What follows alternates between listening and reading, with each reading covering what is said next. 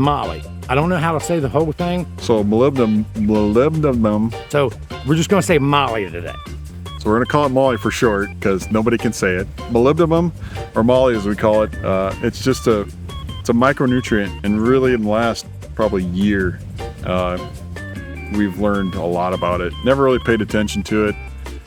Never really thought we needed it much. It's very scarce in the soil.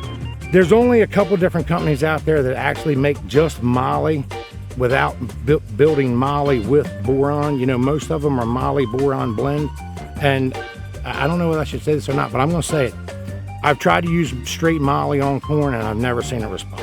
Probably its main role, it is a key nutrient in the nitrate reductase enzyme.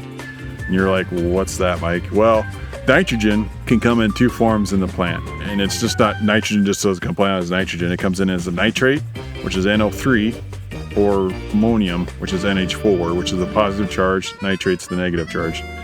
So when we get nitrate, which is typically the biggest one we get that uptakes into the plant, is nitrogen in the nitrate form. It needs to be reduced into plant available nitrogen. So to do that, we need the nitrate reductase enzyme, which is molybdenum is a part of that. So if we don't have a right enough amount of moly in there, we're never going to get that nitrate reduced into the N available, which we convert it to protein, which the plant needs to do many functions throughout itself. So that's the biggest thing we're learning, and it's been pretty cool to learn about and actually employ. Using Moly as a foliar feed on corn, soybeans. Soybeans really are bigger because they're such an N-fixing, N-hungry plant.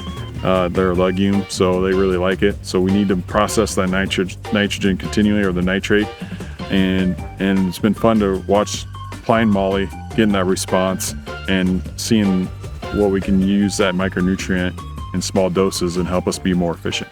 What Moly does on a corn plant, we don't actually know, but when you accompany Moly with boron, those two things are very synergetic, and we get a bigger response out of the boron when we add the Moly to it. Boron does a lot of different things in a plant. One thing that it does is it helps translocate stuff. Well, that's kind of some of the same similarity things that Moly does in soybeans, but Moly and soybeans do something very different.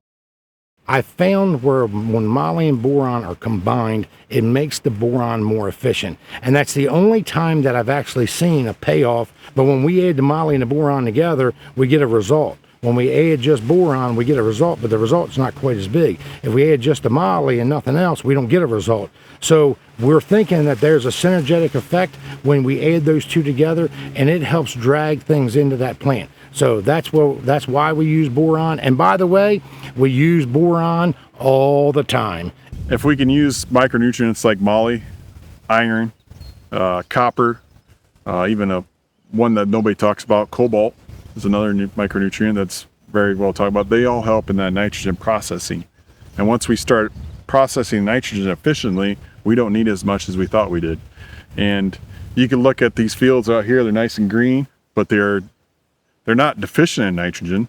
We can tissue sample them to say we're pretty good range, but we're not processing it right. We call it affectionately, we're fat and obese, or fat and diabetic here. The plants, they look good, but they're not healthy. So we need to process the nitrogen, make it do what it's supposed to do in that plant, and we use micronutrients that are key in the enzyme reactions of that nitrogen processing in the plant. So that's, when somebody asks how can you tell? Well, what we're learning is you got to use certain testing methods to find that out, and then employ right products to help that. Now what I'm trying to do on corn is, instead of just adding boron, when we make a pass across the field, whether it's a foliar pass or whatever else, I'm adding the Moly and boron component, and then I'm actually adding a little bit more boron to it. I'm helping drag more of that boron in the plant, and that's how I use Moly on corn, because there's not actually any proof out there that I have on my farms where when it's just by itself, that it actually gives me a positive ROI.